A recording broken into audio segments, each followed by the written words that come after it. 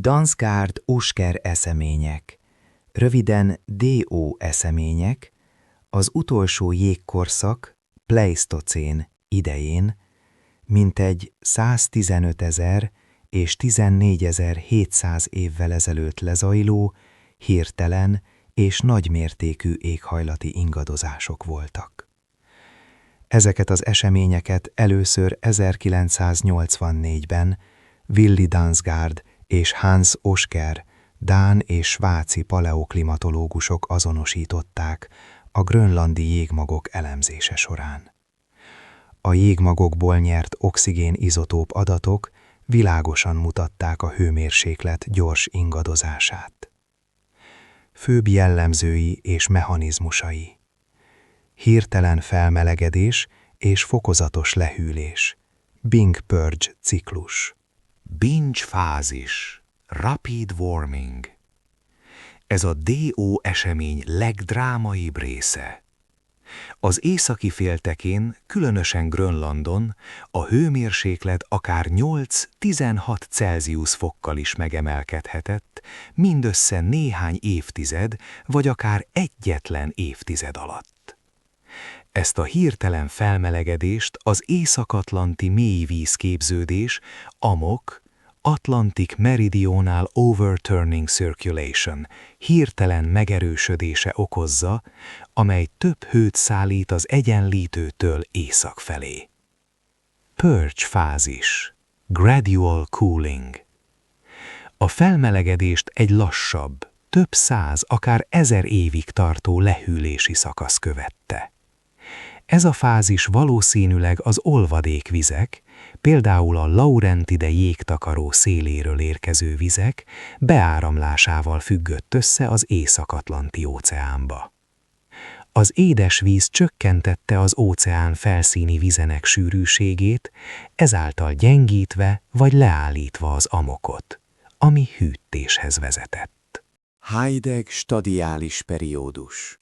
A lehűlési fázis végül egy hideg, stadiális periódusba torkollott, amely a következő DO esemény felmelegedéséig tartott. Az EMOC szerepe. Az észak-atlanti meridián fordított áramlása, EMOC, kulcs szerepet játszik a DO eseményekben. Megerősödése. A DO felmelegedési fázisa valószínűleg az EMOC hirtelen erősödésével járt együtt, ami a trópusi hőt az északi szélességekre szállította. Gyengülése, leállása. A lehűlési fázist az EMOC gyengülése vagy leállása kísérte, feltehetően a sarki jégtakarókból származó nagy mennyiségű édesvíz beáramlása miatt. Az édesvíz csökkenti a felszíni vizek sótartalmát és sűrűségét, gátolva ezzel a mélyvízképződést, amely az EMOC motorja.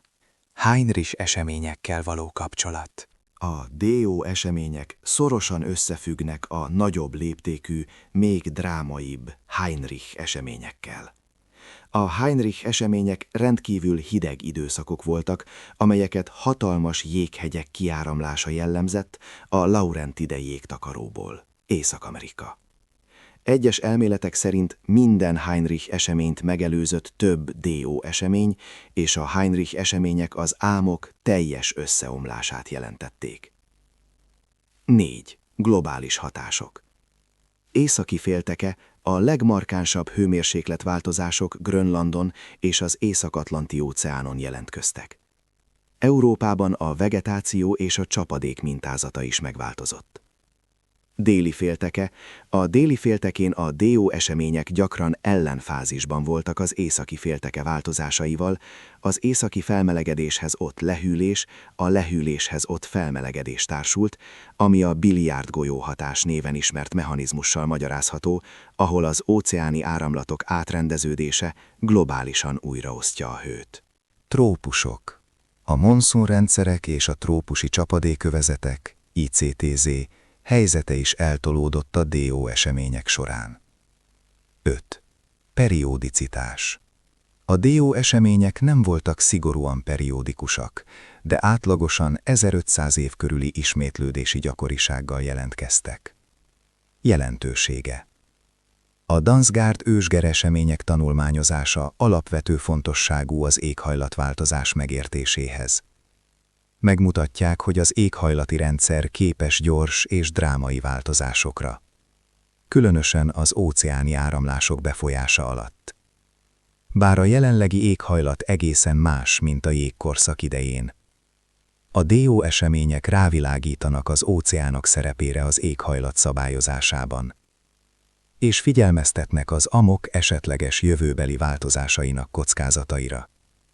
Bár a mechanizmusok és a következmények eltérőek lehetnek a mai felmelegedő világban. Értelmezés. Dansgaard-Osger események periódikusak.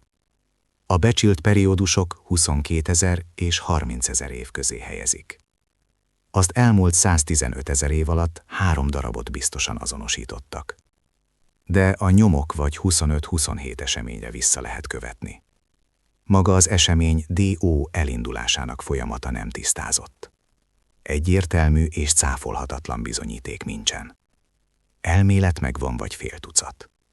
Persze az elméletek között nincsen sarkok eltolódása, ami mi már tudjuk, hogy előjele az özönvíznek. De ez már magtektonika. És ez már kicsit más. Mélyebb tudást igényelne. Csak érdekesség, hogy jelenleg kisemberek mi is látjuk, hogy az északi sark, a sarkpont nagy sebességgel mozog kelet felé. És milyen érdekes, hogy a földrajzi északi sarkon tartósan van a hőmérséklet 0 fok felett. Sőt, a 2025 évben tartósan volt plusz 20-25 fok. És milyen érdekes, hogy a 2026 év elején tömegével jelentek meg a hírek, hogy Oroszország keleti felén, Oymyakon, Oroszország, ahol -67,7 Celsius fokot mértek. A másik ismert hely Verhojansk, Oroszország, ott -60 fokot mértek. Egész Jakutszk földön -50 fok körül van a hőmérséklet, ami eddig nemigen így volt. Kamcsatkán a havazás olyan mértékű volt, hogy 2-3 emelet magasra is összetorlódott a hó. Egy alkalommal 3 méter hó is esett. Ebből is látszik, hogy a sark kezd teljesen keletre eltolódni. De még Japán északi részén is abszurd havazást észleltek északon. Aomori rekordja. 2026. február elején Aomori térségében a hóvastagság meghaladta az 1,8 métert. Már őket is elérte a póluspont széle. Elért is van, ott is ekkora havazás. A pólus évente jelenleg 65 kilométert tesz meg. Északról kelet felé vándorol. Amikor elérni, vagy megközelíti az egyenlítőt, akkor lesz a hatalmas változás. Köszönöm a figyelmet. Sziasztok!